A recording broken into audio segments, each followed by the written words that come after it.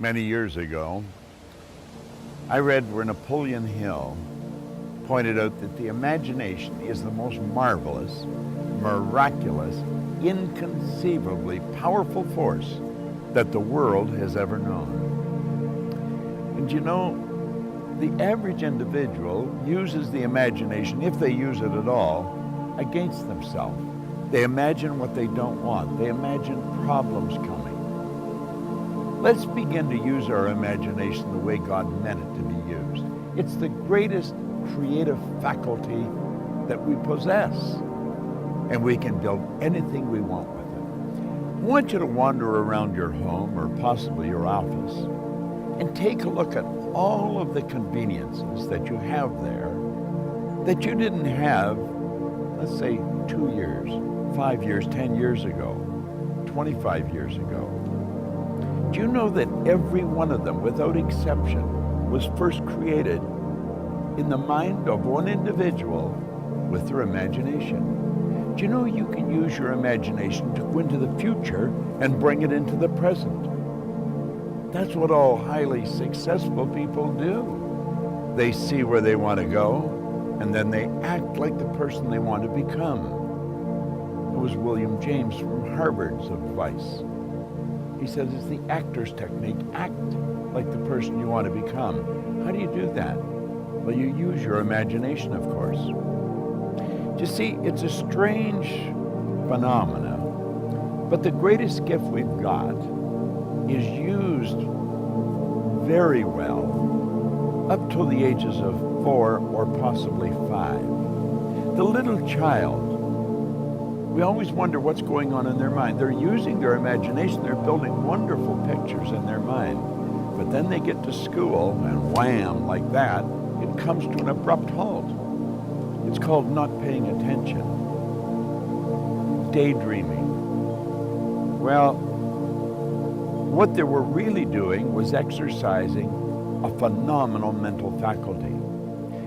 You see, we can see, hear, smell, taste, touch. They're for our physical benefit.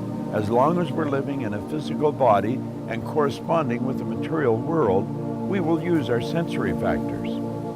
But you know, I have a couple of little dogs at home that can hear, see, smell, taste, and touch.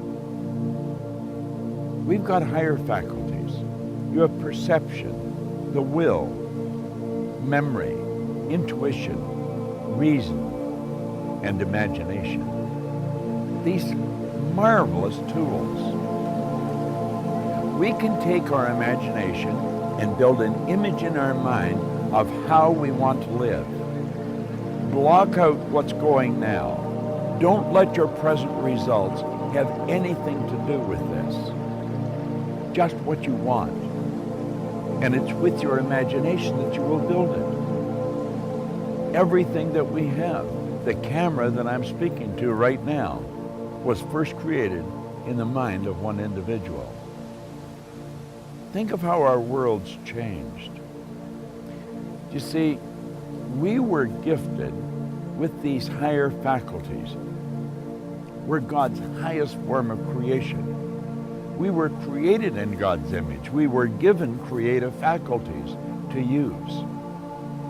And you know, they're only used by 2 or 3% of the population. It's almost inconceivable that people would wander around with so much power and potential and squander it.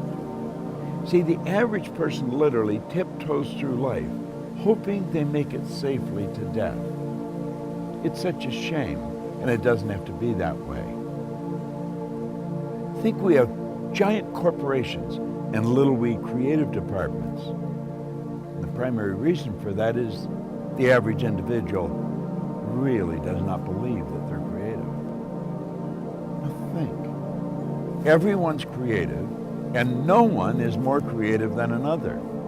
It's just that some have chosen to use their creative faculties to a greater degree than others. Imagination, your imagination. What do you want? How do you really want to live? Build the picture in your mind. There's a power that is flowing to and through you. A creative, unadulterated power. It can be photographed leaving your body. Way back in the 30s, Semyon Kurlin, the Russian photographer, perfected a form of photography where you can actually photograph a person's body and you will see the energy glowing from them. Well, that energy flows into your mind. And it's the images you build in your mind that's going to dictate the vibration that this instrument you're living in is in. And the vibration on a conscious level is called feeling. Make certain that you exercise your imagination daily. Build beautiful images in your mind of how you want to live, and then hold those pictures there and live that way. The imagination, the greatest nation in the world, the imagination. You've got one. It's a marvelous creative tool. It deals with the invisible side of your personality. You see, no one will ever really see you. They'll only see your body, and they'll see you the great work that you do. Make certain that your work is great work.